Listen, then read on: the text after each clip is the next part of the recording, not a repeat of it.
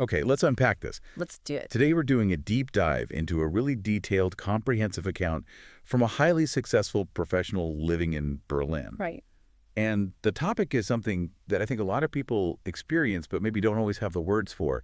It's that constant, low-level friction of everyday racial profiling. The microaggressions. Exactly. The little things that happen even when, on paper, you've achieved basically every benchmark of integration you can think of. That's right. And our source material here, it centers on an Indian data analyst. And as you said, he's highly educated.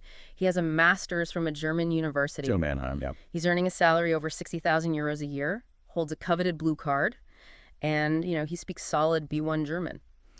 By any objective metric, economic contribution, legal status, this person is thriving. Which is what makes this so fascinating. Our mission here is to really analyze this startling contradiction. Why does achieving complete economic and bureaucratic stability not buy you basic social trust? And he makes that so clear. The narrator explicitly states that the issues are not with the formal state systems. Yeah, he's had no trouble with the Ausländerbehörde. Yeah.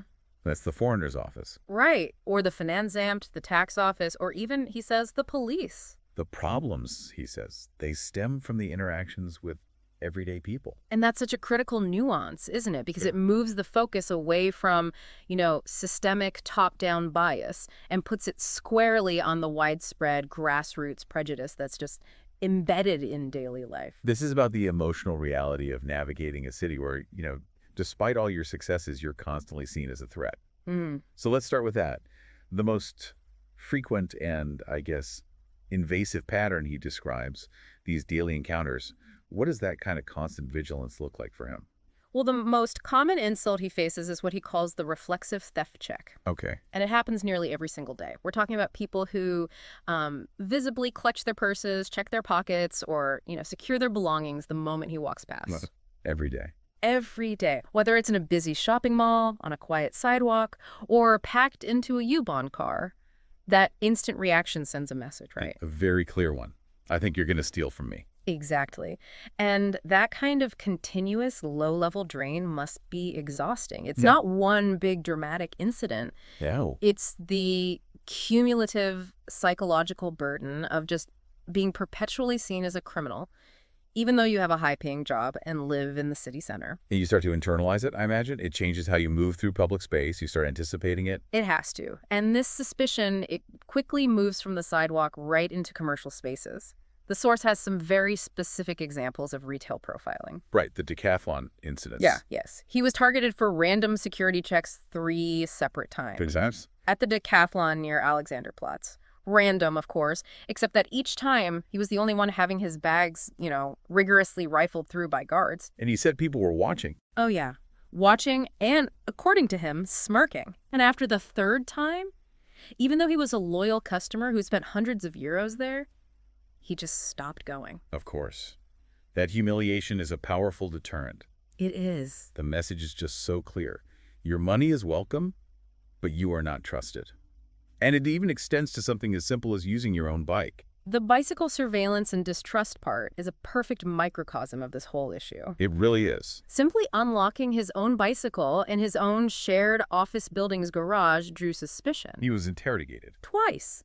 By employees from other firms in the same building, treated explicitly like a potential thief just for owning and operating his own bike. That's borderline obnoxious, as he put it. It is, because it shows that even being a highly paid professional doesn't cancel out the perceived threat of a non-white stranger possessing something valuable. It's an immediate assumption of criminality over integrity.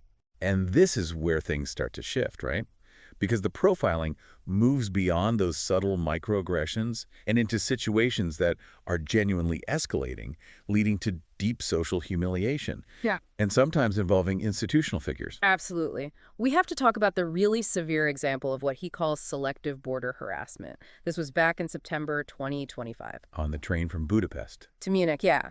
He's traveling with his parents, and they get singled out by border security officers. They were checked, subjected to verbal abuse, and then the officers, they photographed their passports on a personal phone. Wait, on a personal phone? A personal phone. That is so far beyond standard procedure. It's aggressive and deeply unprofessional. Completely. And when the narrator, calmly and in German, questioned why they were taking pictures of official documents on a personal device. The whole interaction just escalated aggressively. And the thing that makes it so clearly targeted Is the context. A Chinese family seated right next to them was not checked at all. not at all. And the personal fallout from that was massive. The narrator said his parents, who had spent thousands of euros on this trip, would never visit Europe again. It just poisons the entire perception of the continent for a whole family. And beyond the border, this suspicion seems to seep into really crucial public services. You talked about the medical field, this pattern of medical dismissal. Yes. The claim is that doctors systematically dismiss the pain or concerns of non-locals as exaggeration or, potential system abuse. He mentions his sprained ankle took over a year to get proper treatment. A whole year. And he says one doctor actually mocked him during a consultation. But hold on, how do we separate that from, the known issues with Germany's healthcare system in general? I mean, plenty of white Germans complain that their doctors are dismissive and overworked, too. That is a very fair question, and I think the answer is in the specific targeted nature of some of these incidents. While, yes, dismissiveness can be a general system failure, the narrator points to his cousin's 6-year-old child. The parents are highly educated, high-ranking professionals, and they had to take their child back to India for autism testing. Why? Because local doctors here repeatedly claimed the child was either faking it or that nothing could be done. They were essentially dismissing the parents' concerns because they were non-local. Okay, that crosses a line. It goes beyond system inefficiency into something that feels like targeted dismissal based on identity. It really does. And then this inherent suspicion that you're either a threat or a system abuser, it just spills right over into purely social interactions, like the incident at the Bollywood party in Berlin. Right, the Pancake Club. Precisely. This baseless accusation of stealing a wallet, the accuser was drunk, had just dropped it, but the immediate reaction was to publicly point fingers at the narrator. And this public humiliation happens again on a bus. On a bus, a girl openly looked him in the eye and said, "I must check my phone, whether it is stolen." In front of everyone. And he summed it up as just another Tuesday. What's maybe the most complicated part of this account, for me, is what he calls the liberal hypocrisy. Who is actually delivering this bias? And that's the kicker. The narrator claims a huge portion of it comes from supposedly left-wing, educated, well-traveled, liberal, young people. The people you'd least expect. Exactly. People with colored hair, tattoos, progressive bumper stickers. But they are still the ones performing these microaggressions at yoga studios, at those very same Bollywood parties, all while championing anti-racism causes online. That cognitive dissonance is it's fascinating, but also deeply painful for the person experiencing it. It suggests that even the cultural markers of liberalism don't get rid of these deep-seated stereotypes. At all. So what kinds of stereotypes are most frequently being applied to him? Well, this constant stereotype casting is a huge theme. He says he's lost count of how many times he's been asked if he sells drugs at clubs and bars. Just an immediate reductive assumption. Right. And it gets darker. He describes being treated like a threat to children. That's horrifying. It is. The account mentions incidents at places like Wannsee, where parents will noticeably hold their kids tighter or, quickly take a ball away when he walks by, treating a non-white stranger as a potential kidnapper. Just inherently dangerous. It's this profound lack of social trust projected onto an entire identity group. And the bias can be more subtle, too, more condescending. Let's talk about the Bacante, the acquaintances, and the lectures about Bürgergeld. Oh, this is a perfect example of that patronizing behavior. I mean, despite these people knowing his high income, his prestigious job, his blue card status, they frequently find ways to lecture him about the Bürgergeld system. Which is Germany's basic income, or welfare. Right, so they're treating him, the educated, high-earning professional, like he's a potential fraud who might exploit the system. It's this thinly veiled suspicion that just constantly undermines his achievements. So even among his supposedly progressive friends, he's not seen as an equal. He's an exception to their presumed rule of immigrant dependency or criminality. That's it, exactly. And then there's the passive avoidance. He noted that public transport often becomes this bizarre theater of avoidance. How so? He observes that people will often avoid sitting next to him on the U-Bahn or in a movie theater. And sometimes they'll explicitly prefer to sit next to people they might perceive as genuinely marginalized, like a homeless person, rather than sit next to him. And while you can't prove intent, the observed pattern just reinforces that feeling of social isolation. And that isolation communication is then sometimes punctuated by just overt verbal abuse. Yeah, often from people who are drunk or marginalize themselves. He experiences random people yelling things like, "Go back to Pakistan." Even though he's Indian. It doesn't matter. He's being targeted not based on his specific identity, but simply on his appearance as a non-white male. Okay, this brings us to the part that I think requires the most critical synthesis.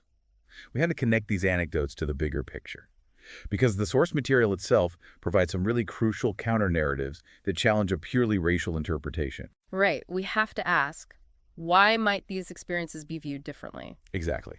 And this is where the deep dive gets really complicated. One major counter theory, and this is often put forward by native Germans commenting on the account, is that many of these experiences stem from Germany just being a low-trust, high-control society. The idea being that Germany is just generally suspicious and socially cold, and that this behavior affects everyone, not just BIPOC individuals. Precisely. They argue that the reflexive theft check, for example, reflect a widespread, generalized paranoia about public theft in big cities. It's a common phenomenon regardless of who's walking by. Okay. Similarly, the dismissive attitude of German doctors is cited as a systemic cultural problem. They're often dismissive to their own family members, so it's a cold culture, not necessarily a racial one. And the bike theft suspicion is universal because, well, bike theft is rampant. Right? So if the coldness is institutional and cultural, does that absolve the individual of racial bias? It's really tough to untangle. It is. I mean, while we can acknowledge that German society can be generally high control and suspicious, you have to go back to the narrator's experience at the border check. Right. Being singled out when a Chinese family right beside him was ignored. That makes it very, very difficult to attribute everything to just generalized cultural coldness. At some point, the specific application of that suspicion becomes racialized. Let's look at external factors, too. Beyond German culture, some sources link this kind of discrimination to the negative international reputation of India. Specifically addressing common stereotypes of scams, lack of civility, corruption, or news about sexual violence that gets widely reported. And this external stereotyping creates a kind of generalized negative perception that immigrants from that region often have to carry, regardless of their own individual success. And this climate is made so much worse by the broader economic anxiety and political shifts in the EU. You've got the tanking economy, the rise of the far-right AfD, which thrives on anti-immigrant sentiment. So the political environment validates existing prejudices. It pours gasoline on them. And we also have to consider the global parallels. I mean, this is not unique to Berlin or Germany. Not at all. Similar microaggressions are widely reported by high-skilled Indian professionals in other major English-speaking countries, Australia, Canada. Right. And the sheer volume of recent immigration can lead to these very specific reductive stereotypes. Like if you are an Indian man walking into a fast food place in Australia, the immediate assumption might be that you're an Uber delivery driver. Regardless of the suit you're wearing or the company you work for. Exactly. You're typecast into the service industry role that has become dominant for new immigrants. There's one final crucial piece of context in the source material, an internal critique. It points out that many Indians moving abroad perhaps lack introspection regarding prejudices in their home country, like casteism, sexism, and xenophobia. And that's a powerful counterpoint. The argument is that some individuals are surprised when they aren't treated with the level of deference or, whiteness they might have expected, given their status back in India. So while that doesn't excuse the racism they face abroad, Not at all. it complicates their response and their perspective on prejudice in general. It highlights that the problem of prejudice isn't just a Western one.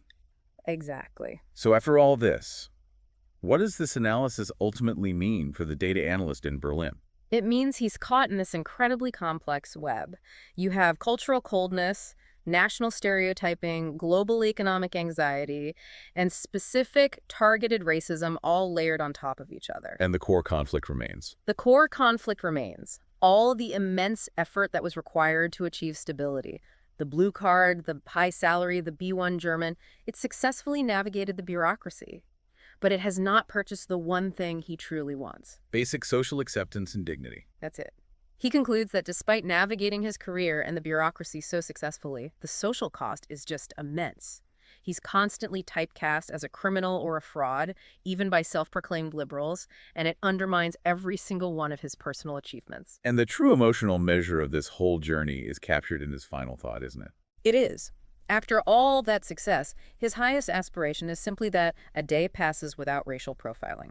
That just shows you the vast gulf between economic integration and genuine social belonging. And this raises a powerful question for you, the listener, to consider long after this deep dive is over. If high education, a high-paying job, and legal status are not enough to buy basic social trust in supposedly liberal Western capitals like Berlin, what exactly is the real price economic, emotional, and psychological prafe seeking a better life abroad in a society where you are perpetually treated as inherently suspicious or inferior?